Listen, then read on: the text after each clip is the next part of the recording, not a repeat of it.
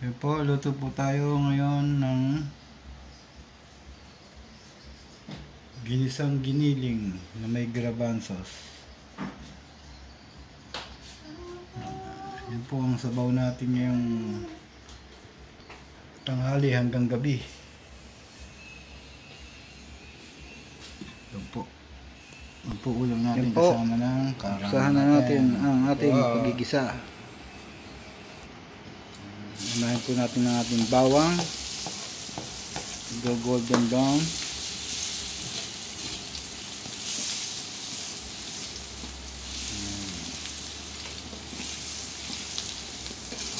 Golden brown natin ang bawang.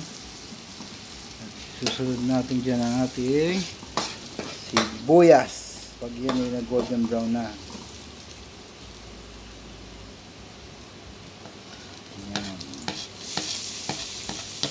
Dadapay lang natin ang sibuyas para lumabas ang aroma. Isa lang po yan. Ang dali lang naman po yung isang sibuyas sa bawang. At isusunod po natin dyan ang kamatis. Ito po. Isusunod po natin ang kamatis. Katapos po nyan,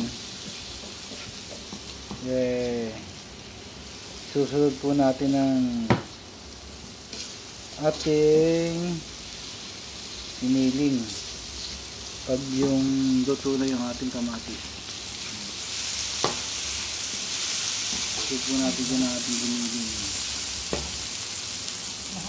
Gigisahin din na po natin para pag pinakuluan mamaya ayos na. Mga 5 to 7 minutes po ang pagigisa ng giniling. Wala kang patubig yan. Yun lang ho yan, yung pinagmarinatan. Halo lang po natin yan.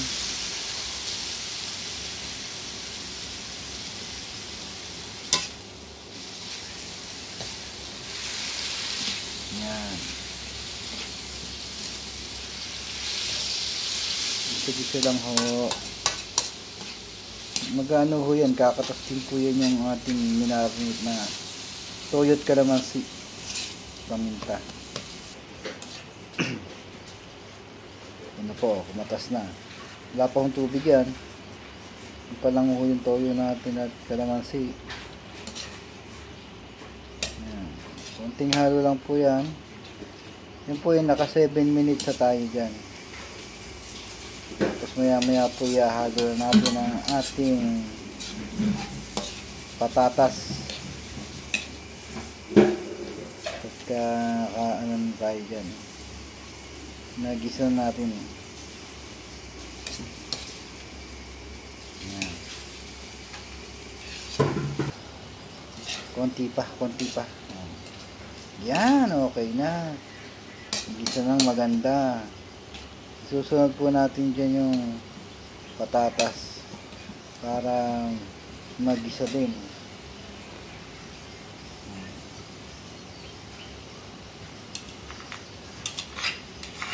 Ang ating patatas.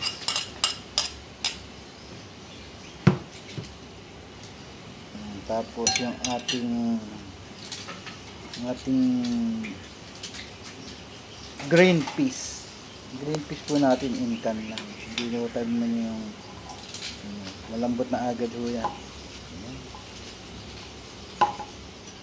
Tapos halo. Haluin lang ho natin. Haluin lang ho yan.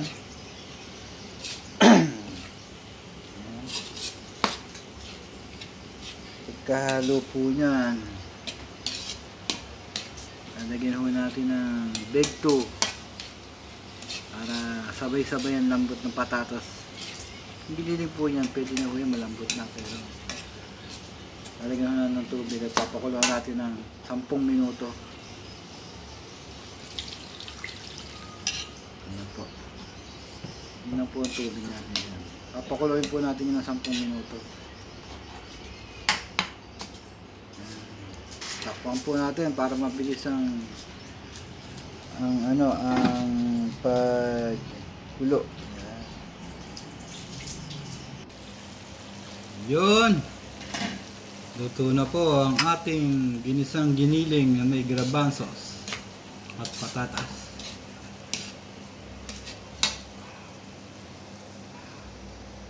Ano po?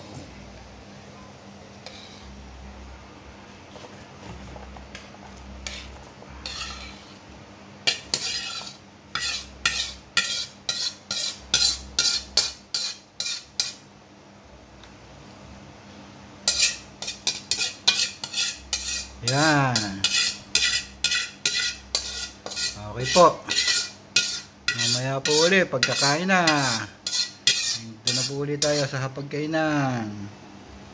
Sige po, salamat po sa panood. Mamaya na po sa pagkain.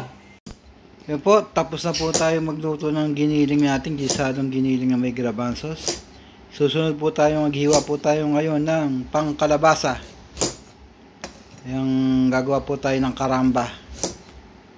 Hindi po, hintayin po natin tong matapos at tayo po ay mag-mix at magpiprito ng kalabasa.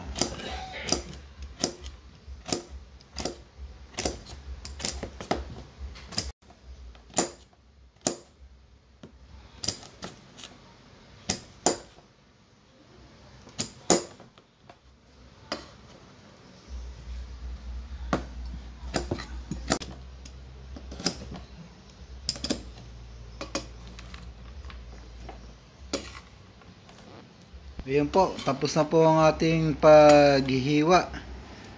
Gihiwan tayo ng sahog, sibuyas. Ako yung naglalagay ng bawang at sibuyas. Pero hindi na ako ginigisa yan. Hinahalo na lang po. Tapos hahaluin natin.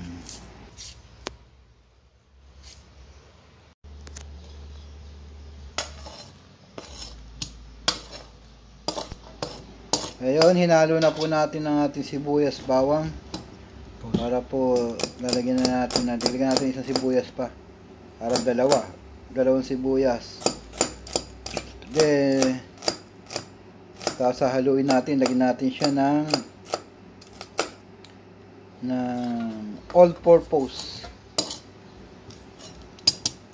Kung wala naman pong all-purpose, harina, parehas din po yun. Haluin lang po natin para ma-mix sila. May halo po yung giniling, wala pong hipon eh. Bumili po kami ng kalahating kilong giniling. Binawas ko ho dun sa linuto ko na ginisa. Ang paminta, lagyan natin ng paminta. At lagyan natin ng harina o all-purpose. Halo lang po tayo dyan.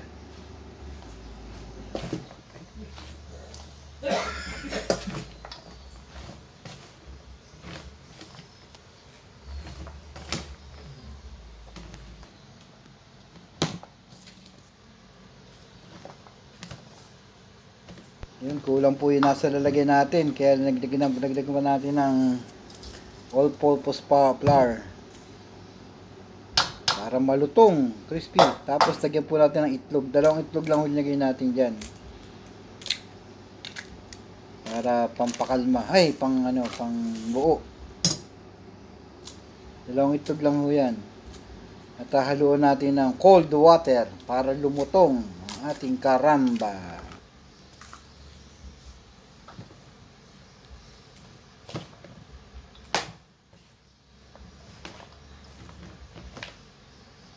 Ano yung cold water na?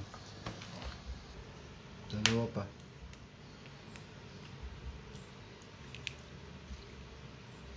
Ayan po, konti-konti lang po ang lagay ng tubig para hindi siya masabaw. Hintayin natin kumapit sa ating mga kalabasa. Cold water po yan. Kung wala naman pong cold water, hindi rin po malamig. Depende po sa nagtitimpla. Yung iba ho, hindi naglalagay ng ganyan. Yung iba ho, naglalagay pa. Dagan pa ho natin ang part. Kulang. Yan. Yan. Sapat na ho yan.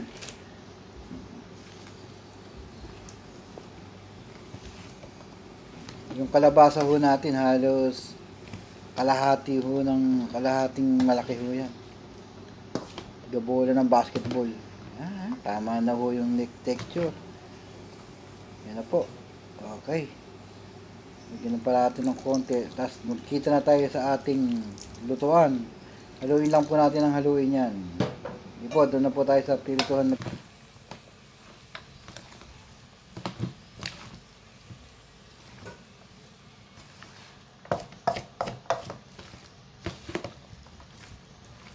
Okay, pwede na. Sabaw. Ang pakalat. Okay, so. Unahin na pag-pre.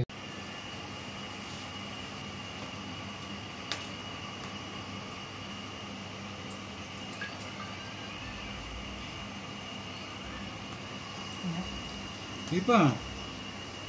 Ngayon nga, medyo dagdagan natin ng konti mantika kaya Okay. medyo lubog. Marami naman kayong mantika, maganda po yan. Yung lubog talaga yung kalabasa. Pero kasama konting tipid yan. Ganyan lang ang ano natin. Ang lagay.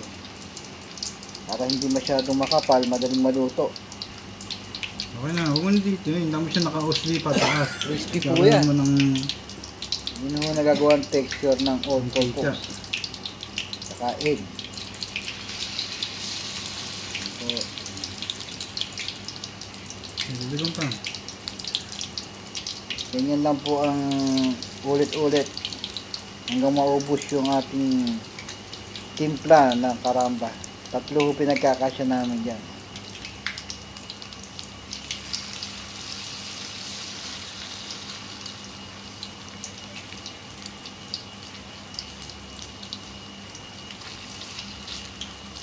May kalat mo siya may nakusli pa tayo.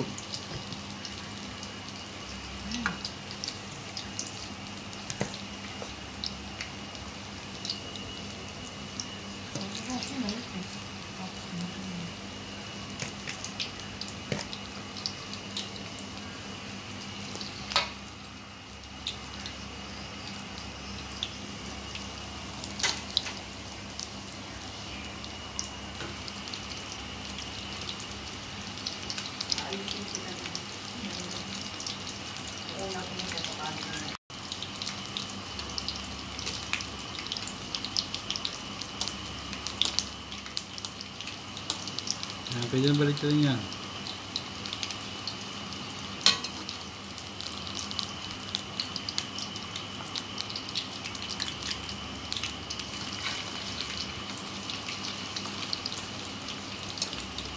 Gawin mo dito, di ba?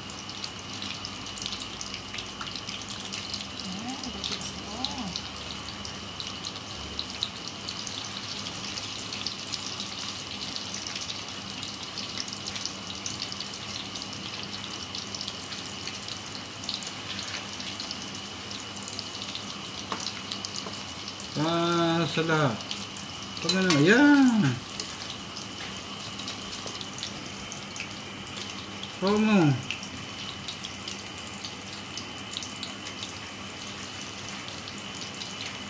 Huwag mong dataplatin. Huwag mong dataplatin.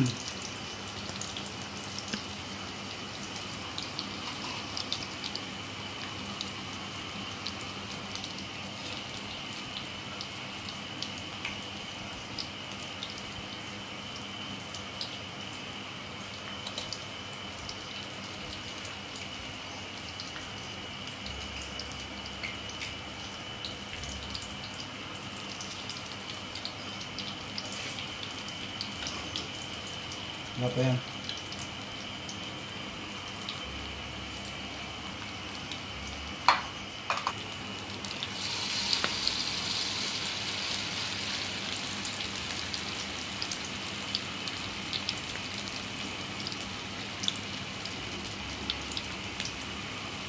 Sabaw. Kapal na yan.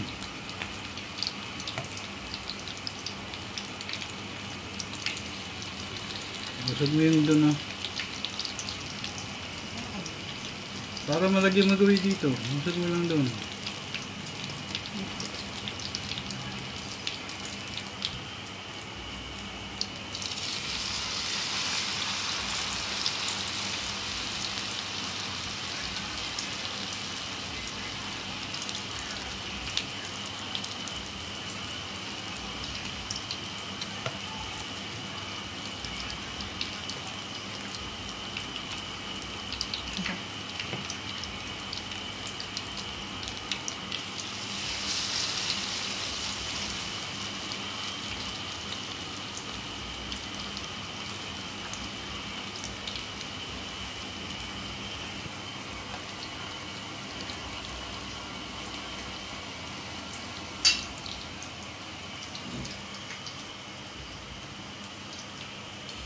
Yan po, yun na po yung huling batch ng ating karamba.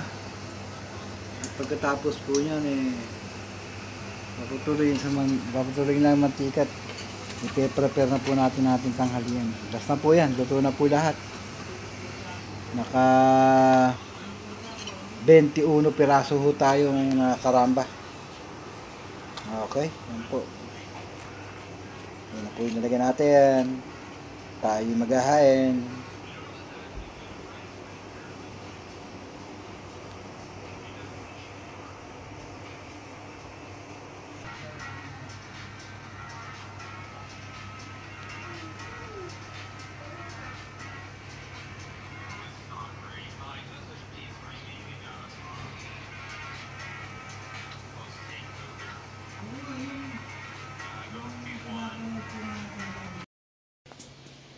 Yung, kain na po tayo, tanghalian. Ayan po. Karamba natin. Dalawang set po ang karamba natin. Ayan po. Ito yung giniling natin na ginisa. Sausawa ng karamba, rice. Ayan, kain na po. Ayan po. Kuya Joshua, kain na. Kain na. Yeah. So, ito po, no rice. Ayun o. Kain na.